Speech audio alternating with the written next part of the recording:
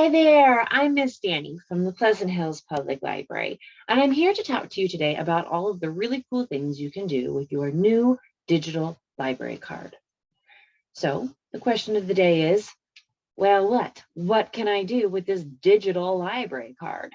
And I'm here to tell you that there is a plethora of resources that you can access with that digital card, including ebooks, audiobooks, magazines, movies, music, research databases, databases for fun, and a lot more. I'm going to walk you through some of our digital resources, and I'm going to break them down into two different categories, things for school and things for fun. Now, I should note that some of these databases will require you to create your own free account using your library card number. So the first time you log in, if it doesn't work right away, check to see if you need to create an account. All right, are you ready? Let's get started. All of the digital resources that you can access with your Allegheny County Library digital library card can be found at elibrary.einetwork.net. And there's a link for that on both the Pleasant Hills Public Library and Jefferson Hills Public Library page under eLibrary or online resources. From here, you can see there are quite a lot of different databases, and there's different ways you can access it. You can just look at everything. You can look at the things that are just for teens.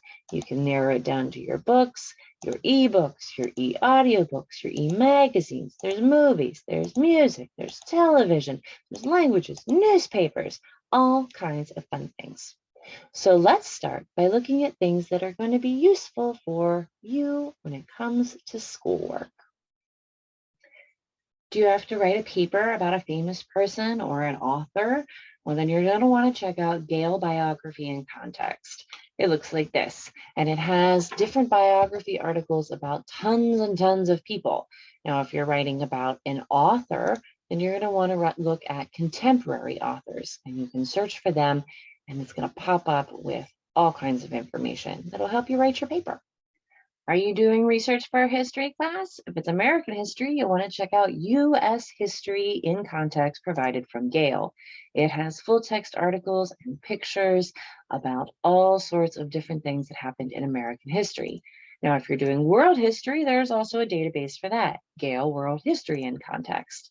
It looks somewhat similar, but it covers the entire globe. If you're looking for images, I highly suggest you check out AP Images. It has over 500,000 current and historical photographs, and you can search its database right here, and it'll pop up with all different kinds of things. Pretty neat. Are you doing research in one of your science classes? Then you're going to want to check out Gale in Context Environmental Studies. It has news articles, statistics, commentary, academic journal articles about a variety of scientific topics. You can browse or you can search.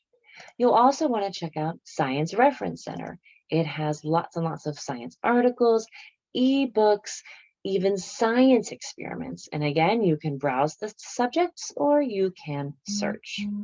Are you doing more of a general research project? Then you're going to want to check out Gale Power Search. It allows you to search all of the Gale databases at once. So this is a great place to kind of get your foot in and figure out which database is better to use. You can search all of them right there.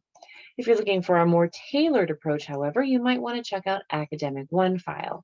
This is going to let you access full text articles that you can use in your research on a wide variety of topics. There's also InfoTrack Student Edition, which is geared more towards my high school students. And although it looks very similar to the last one, it's going to give you slightly different results.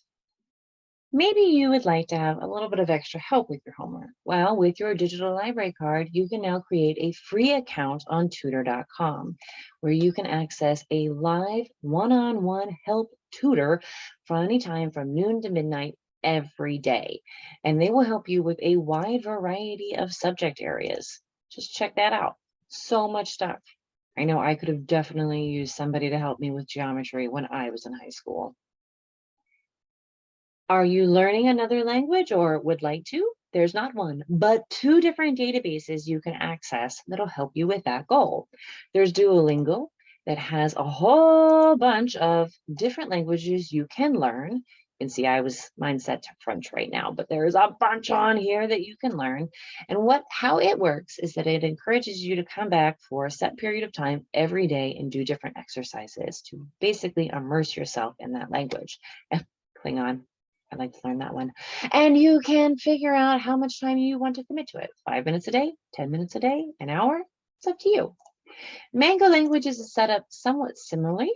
They have the different exercises that you can do, and it would like you to come back. You can see I was attempting to learn pirate, yar, but there are lots of other, perhaps more useful languages that you can learn here in this database. And before we get to the databases that are just for fun, there's one more that I'd like to talk about that could help you with school, but could also be just something you do. If you prefer to read nonfiction, or if you need a nonfiction book for a report, EBSCO hosts eBooks is the database for you. There is over 16,000 different ebooks that are all nonfiction. You can see they have some highlighted ones down here, but they also break them down based on their subjects over here and all of that. And these you can either read in your browser or on your device. So before we move on to the databases that are just for fun, I'd like to also mention that a couple of the ones I've already talked about have an app. That's right, there's an app for that. Tutor.com has an app that you can download onto any device, meaning that you can access a tutor on any device that you have. Also, Mango Languages has an app, so you can continue practicing pirate wherever you are. Not to be outdone, Duolingo also has an app. As promised, your digital library card is not just for schoolwork. You can access stuff just for fun. So now let's look at the different resources that allow you to access ebooks, audiobooks, movies, music, magazines, and more. If you're looking to borrow an ebook, Libby is the app and database for you. Once you create an account using your free library card, you can check out all sorts of ebooks, audiobooks, and magazines. The one thing I will say about Libby is sometimes you have to put a hold on item. You may have noticed when the screen first popped to me, you saw one of my holds was ready. The things are not always available, but if you don't want to wait, there's an always available category that you can look through, and it'll show you all the different things that you can download and stream right then, right there on your device in your hand. It's pretty cool. If you don't want to wait, then I recommend you check out Hoopla, which again is available as an app. This has free movies, free books, audiobooks, music, and magazines as well. There are different categories that you can browse through. There's comic, there's also television. I forgot about that. There's TV on here. And you can also see what you have borrowed, what things you have maybe favorited in the past, all of that fun stuff. Do you want to read a magazine, either on your computer, your phone, or your tablet? Then you're going to want to get Flipster. You need to create an account, and then you can access all the different magazines that they have here, and they have quite a few. They open up right on your browser or your screen of your device. The last database I want to talk about today is Creative Bug. This is for all my creative friends out there. This has a whole bunch of crafting classes, tutorials, ideas on a wide variety of artistic endeavors, all different kinds of things. You can do stuff daily with it. You can just come and browse ideas. You can get different resources for crafts.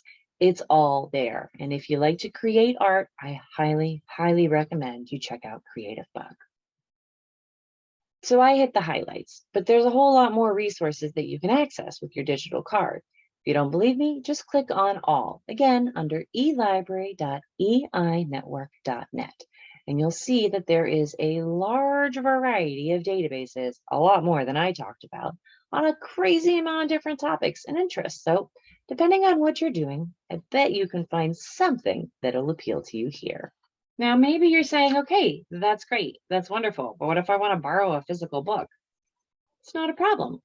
Just come into the R Library, Pleasant Hills Public Library, or the Jefferson Hills Public Library with an ID and a grown-up if you're under 18, and we can get you your very own physical, actual, real-life library card, and you can check out the books and the movies and the music and the magazine, and hey, We even have a telescope here. You can check that out too.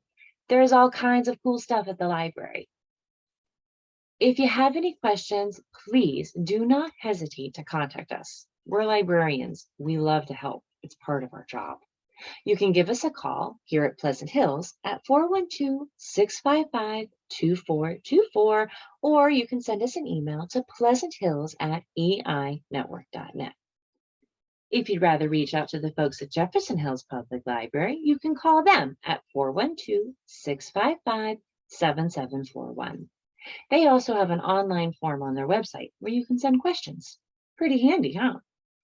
Well, my friends, I hope you're as excited as I am that you now have a digital library card. And again, if you want a physical one, just come on in and visit us. I hope to see you real soon, my friends, and have a great day. Bye.